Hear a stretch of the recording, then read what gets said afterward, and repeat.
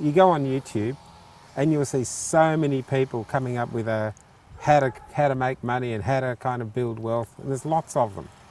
But they don't talk about the cycles, which is what you do.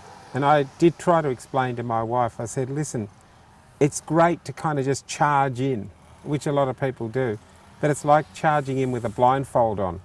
And you've taken the blindfold off. Yes, yes. Because you've found these cycles and they keep repeating, like a Swiss watch, you know, right on time.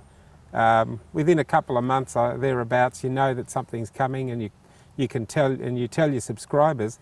But to somebody who's not seen you before, who's saying, oh, here's another one telling me, well, you're not actually selling them anything other than selling them knowledge to protect themselves. Yes. So there's it's not a quick get rich quick scheme. No. It's get rich quick slowly. That's really how it is. Well, yes, or at least avoid becoming poor. Yes, is another way to describe it. No, George, that is a very good way to put it. It's about, you know, life is a risk. Everything we do is a risk. Much of life is about managing that risk. Yeah. And I show people that, you know, with the structure, 14 years up, 4 down, it does give you a way to see what's coming and manage the risk. Now, so just out of curiosity, anybody can be an expert in hindsight. Yes. Yeah, that's right. But how about being an expert in foresight? Yes. That gets back to understanding the structure of the economy. Right. You know, George, I know it's hard for people to believe. You know, they see all this stuff on the radio, and you're quite right about all these other get-rich-quick merchants and these snake oil salesmen trying to sell stuff. Phil, you know, I've seen them myself, you know. I have, from my own research, come to realise that the world is not quite as it's portrayed through the media. Yes. Okay, I know that. Somewhere along the line, listening to economists, listening to politicians, listening to banks, etc., I realised, and the education system, I realised we were not necessarily being educated in a way for ourselves, but there are certain people who do very, very well out of this. Most people won't, because they don't have the knowledge. And it's, I could only say, why run when you could walk, which applies to what you're telling me in terms of how you can foresee the future. Yes. And that means that you can now time the market. You can time when to borrow money. Yes. You can time when to sell. Yes. You can time when to hold. Yes. If you know the timing of all those things, then you have a huge advantage. Yes. Because instead of just willy-nilly saying, you know what, everybody's buying, I'm just going to jump in.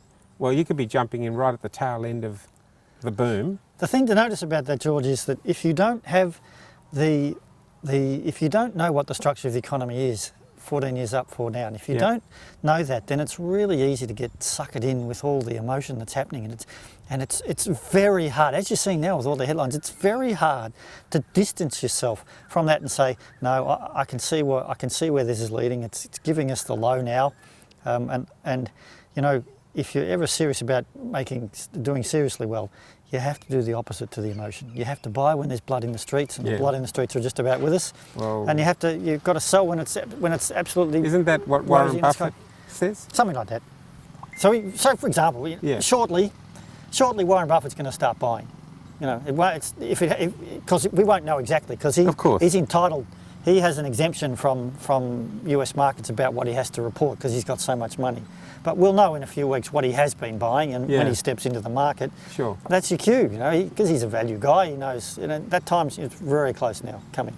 I think this virus, as we were talking about earlier, I think it'll pass.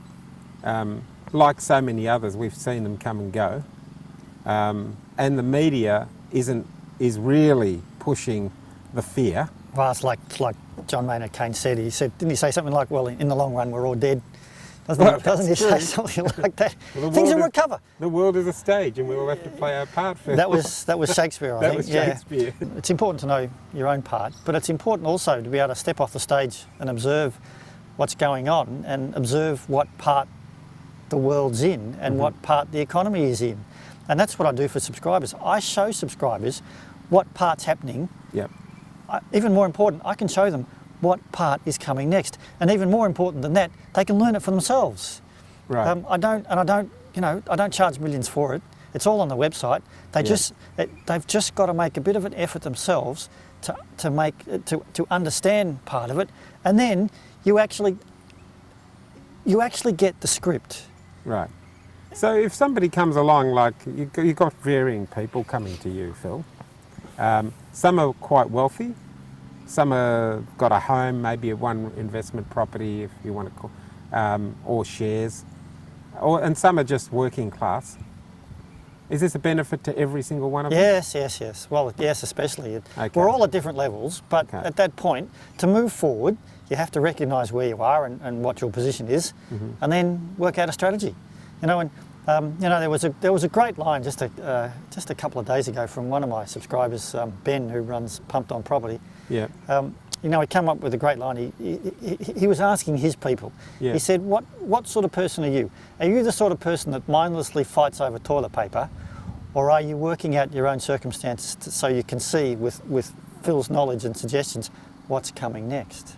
You see, you have to decide. People have to decide what part of the world they're in before they can even get the knowledge. I think for your subscribers, the people who know you, from the interviews we did at the seminar just recently in February, I remember a financial advisor actually mentioned how it helped him, but he was very sceptical. But once in the beginning, yes. In the beginning. Yeah. Well, which is fair. It's good to be sceptical. And just so that the viewers of this video understand, you've convinced a very sceptical person who's very careful with money, has to be because he's got clients that are actually relying on him to build portfolios and build wealth. He can't really put a foot wrong. But what he said was when he came and he read your book, it suddenly gave him clear direction in when to get into the market, how to get into the market, when to borrow money, when to hold, and when to sell out of the market. It's interesting you say that. You see, it comes back to vested interests.